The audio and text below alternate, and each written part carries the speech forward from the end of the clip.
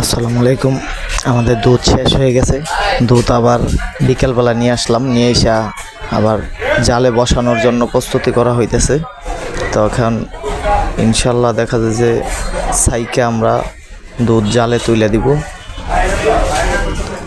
তো এটা দেখানোর জন্যই আপনাদেরকে ভিডিওটা করা। তো ইনশাল্লাহ একবারে টাটকা পিওর দুধ, কোনো ভেজাল নাই। এ নিয়ে আপনাদের কোনো টেনশন করার কোনো কিছু নাই। এর ভিতরে কোনো কিছু মিক্স করা হয় না, নর্মালি সব কিছু করা হয়।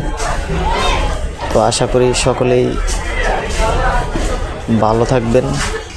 দোয়া এবং শুভেচ্ছা রইল আপনাদের জন্য।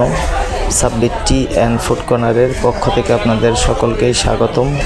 আশা করি সকলেই ভালো থাকবেন, সকলেই সকলের জন্য দোয়া করবেন। ইনশাআল্লাহ।